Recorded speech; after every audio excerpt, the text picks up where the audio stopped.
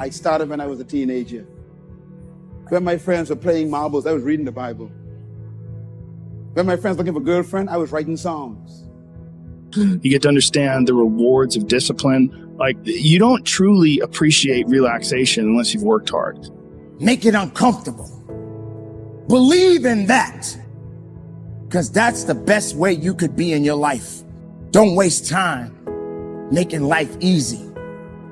Redeeming the time, using it properly, making sure that you invest it in a way that it benefits you. The word redeem, I want to leave with you tonight. Write the word deem down. The word deem actually means to own something. To redeem something means to own it again. So when the Bible says redeem time, it means you had some time that you messed up, you lost it, you threw it away. He says, now spend the next year making up for what you lost. To redeem time means you got to work a little harder. To redeem time means that you got to actually be more focused and more disciplined. To redeem time means that you may need to throw off some things that were so nice and pleasurable to do some things that are important. Redeem the time. I like this one here. It means to recontrol time. It means to repossess and reclaim time. It means to fill the pledge that God promised you to fulfill. Understanding that you can achieve those goals, it's going to be difficult. You're going to push through the difficulty. And then you got to understand what difficulty truly is. How much of it is just mental? How much of it is just in your mind? This adversity to difficult task or to struggle. You know, and a lot of people have that. They're scared of complications. They're scared of failure. Failure is a big one that people are afraid of, but failure is one of the most important things you could ever have. I think failure teaches you things that you don't learn from success. I think failure gives you an opportunity for self-examination. It also gives you a feeling that is very uncomfortable. And that very uncomfortable feeling helps you grow. And don't look at these failures as like proof that you suck. Look at them as opportunities for growth. Look at them as opportunities to be motivated to do better. I think you're supposed to seek lessons, and you're supposed to seek difficult tasks and accomplishments. And through those things and through doing things that are hard to do. To redeem time means to convert time now into value. To redeem time means to fulfill or pay an outstanding debt. When I saw that in Hebrew, it's amazing. To redeem means to pay the debt that you owe, not just to God, but to your life. If you wasted 5 years, you have a debt to yourself. That you get back on course and focus double on what you're supposed to have done. Can I put it this way? Ephesians 14 says what? That is why he said, wake up, O sleeper. Make the most of every opportunity to take ownership and control of your time. That's what it means to redeem time. To convert into opportunity to fulfill your purpose. That's how you redeem time. In other words, you design your days to create value in your life. And the way you control time is by planning. You got to plan your day, or your day will be planned by somebody else. Time, like all commodities. What I tell people is the best advice that I've ever heard, the best advice I ever came up with, is that live your life like you're the hero in your movie. Pretend you are, right now, you're in the part of the movie that starts and it shows you as a fucking loser.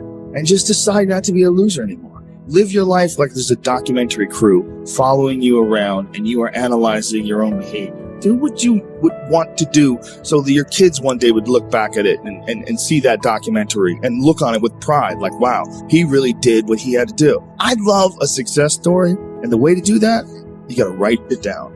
Dear God, what are you doing? There's no moral obligation to go hard and live your life like I live mine. But man, let me tell you right now, if you're not doing things that excite you, if there's nothing in your life that you've built into this incredible tire of excitement, you are really missing out.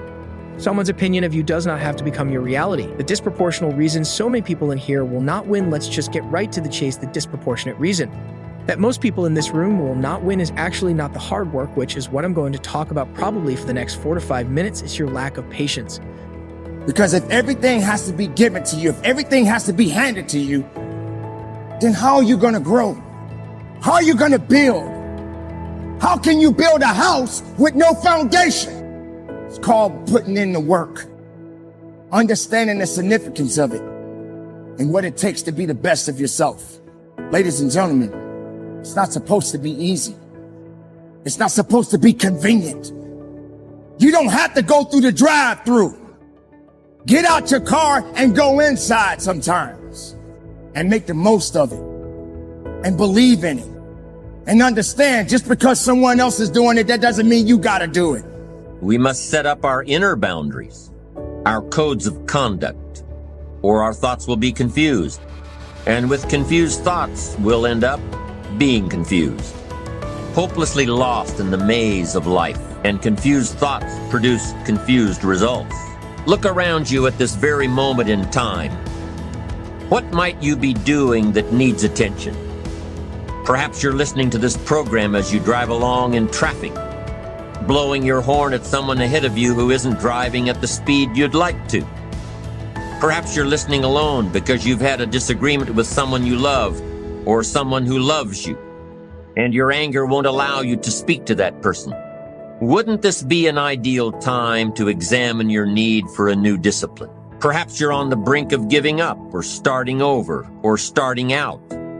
And the only missing ingredient to your incredible success story in the future is a new and self-imposed discipline.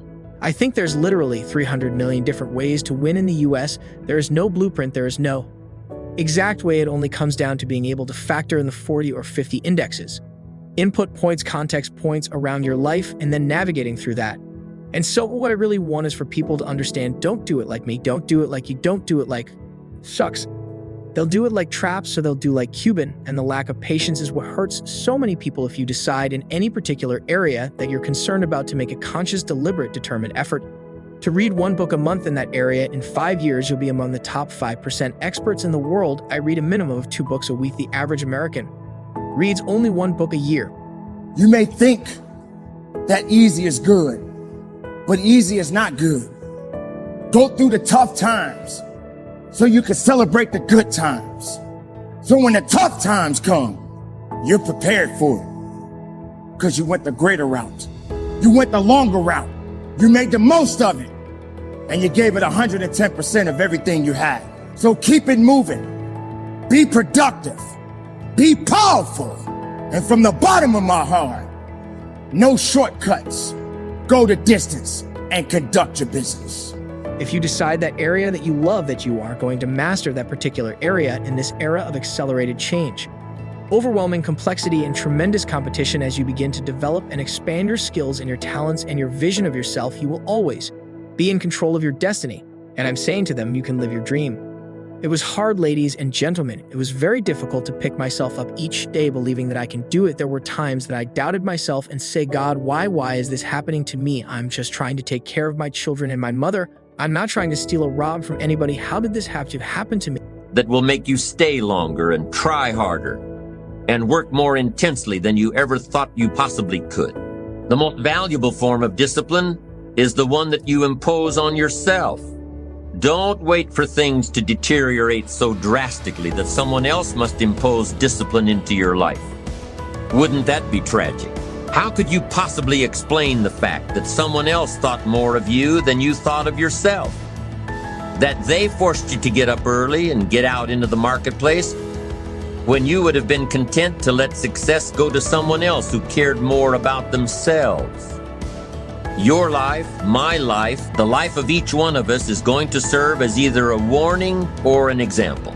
In the end, it is your own discipline that acts as the magic catalyst to give substance and depth to your ambition. I want to say to you, for those of you that have experienced some hardships, don't give up on your dream. No one could have convinced me by holding on, by continuing to push forward, by continuing to run toward my dream that one day I would have my own talk show. It's a long shot, ladies and gentlemen, from Liberty City, an abandoned building on a floor. Never knowing my mother, father, it's a long shot being here with you today in this dome in Atlanta. It's a long shot, no college training labeled educable. Mentally, but I kept running toward my dream again and again.